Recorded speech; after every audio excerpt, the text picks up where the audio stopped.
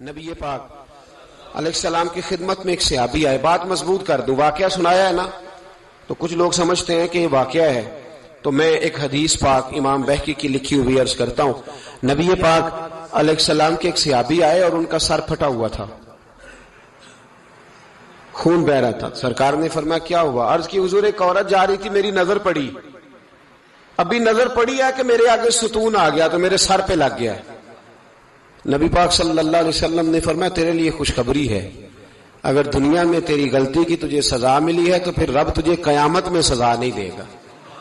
پھر اللہ قیامت میں سزا, بعض گناہ ایسے ہیں جن کی یہاں بھی سزا ملے گی اور وہاں بھی ملے, لیکن میرے بھائی پہلی بات یہ ہے کہ اللہ تعالیٰ اس غلطی کی یہی سزا دے لے اور دعا فرمائے اللہ تبارک و تعالیٰ یہاں بھی معافی عطا فرمائے وہاں بھی معافی عطا فرمائے, اللہ درگزر ہی فرمائے.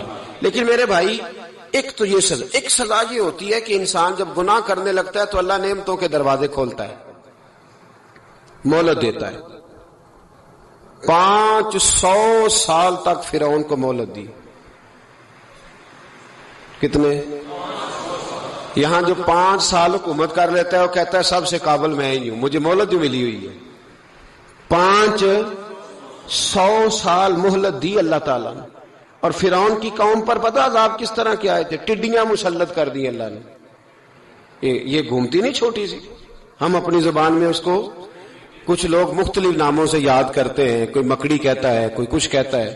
مسلط کر دی, جاتی نہیں.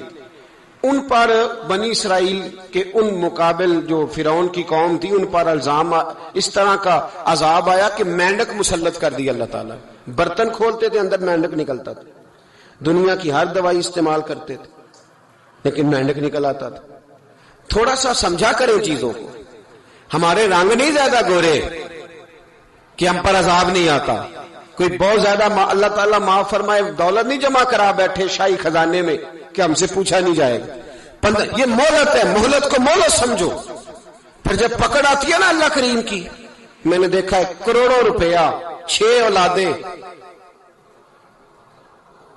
ایک شخص کے بچے باہر سے آ رہے تھے, وہ بندہ بیمار تھا, مجھے کہنے لگا حضرت جی دعا کریں میں ان کے آنے سے پہلے مر جاؤں ورنہ آ کے مجھے مار دیں گے, دعا کریں. اتنی بے سکونی, کروڑوں روپیہ پڑا ہے تو یہ عذاب نہیں؟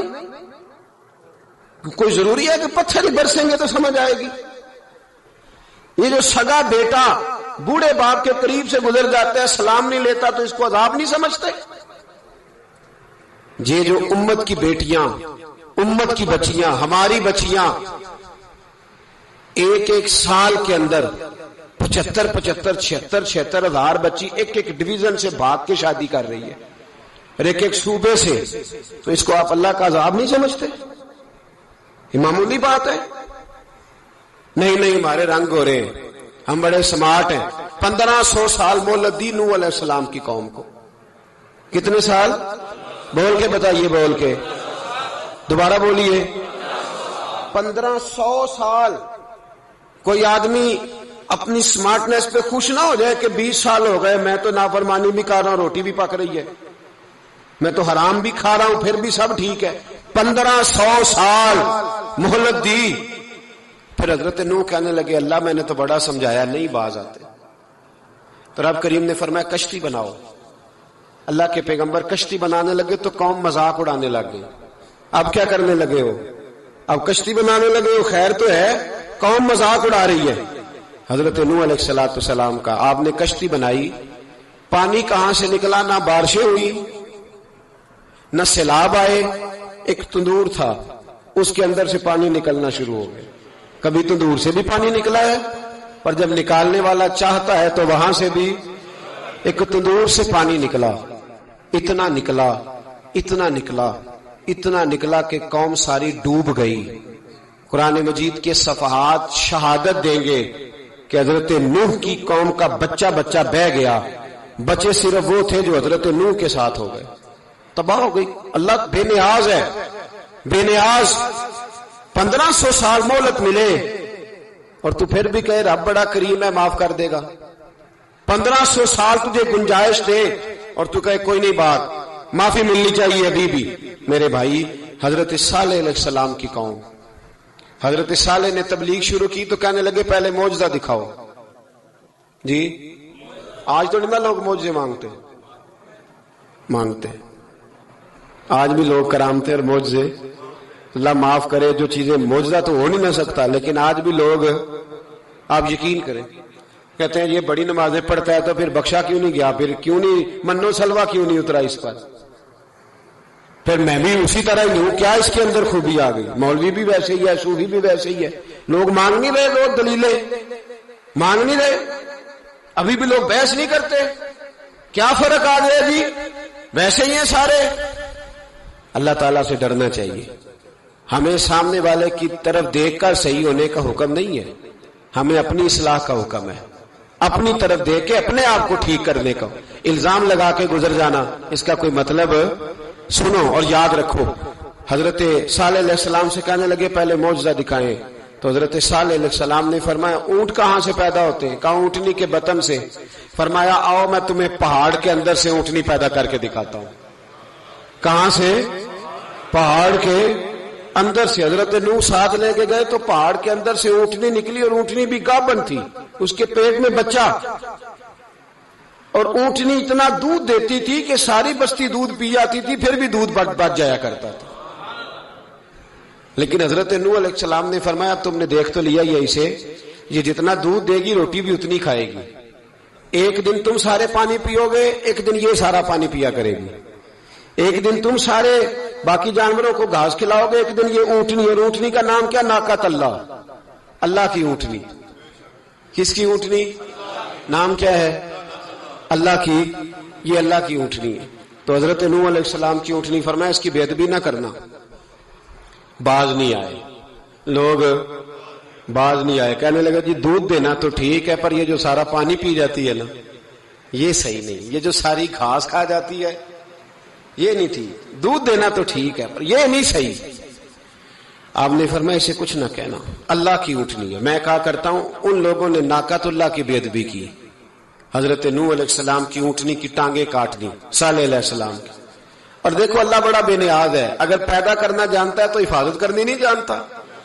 لیکن رب کریم نے فرمایا نہ کرنا. انہوں نے ان کے پیر کاٹ دیے، کانوں پہ چھریاں لگائیں. اونٹنی جب مر گئی، اونٹنی اللہ تبارک و تعالیٰ کی اونٹنی جب مر گئی تو حضرت صالح علیہ السلام کی قوم پر رب کریم نے زلزلہ بھیجا.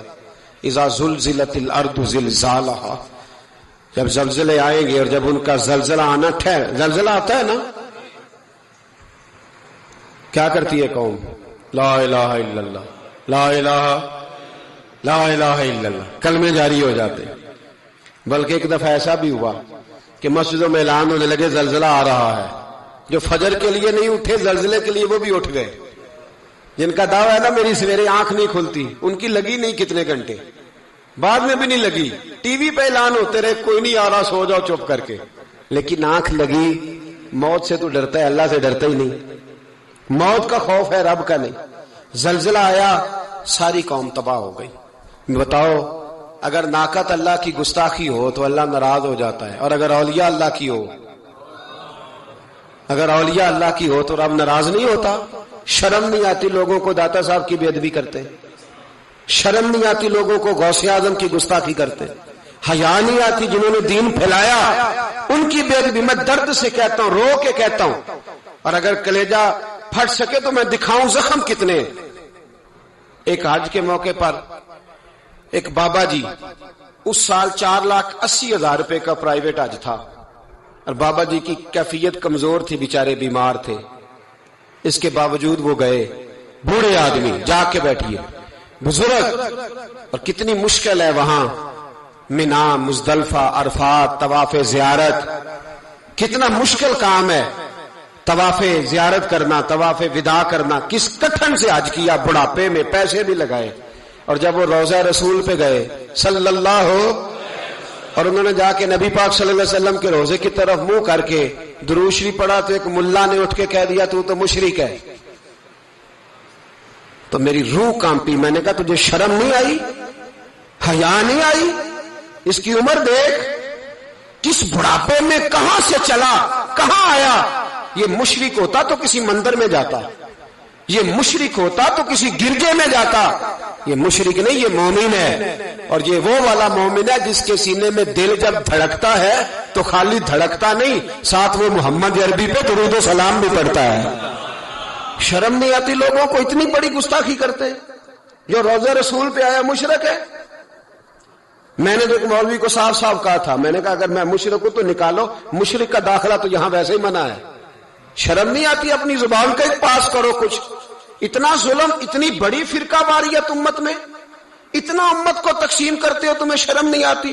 جہاں سے اتحاد کا پیغام دینا چاہیے وہاں سے تم لوگوں کو فرقے کا پیغام دیتے ہو، ایک مقصود فرقے کی تبلیغ کرتے ہو. خدا را تو میں کہہ رہا ہوں ناقت اللہ کی بے ادبی پہ عذاب آتا ہے، تو اولیاء اللہ کی بے ادبی پہ نہیں آتا. داتا صاحب ساری زندگی تبلیغ کرتے رہے، ایک آدمی نے اٹھ کے کہہ دیا جناب وہ تو شرک کا اڈا ہے، تو رب کریم ناراض نہیں ہوتا ان باتوں سے؟ ہمیں خیال کرنا چاہیے، اللہ سے ڈرنا چاہیے. ان چیزوں سے عذاب آتا ہے اور آ رہا ہے. اللہ تعالی ہمیں محفوظ فرمائے.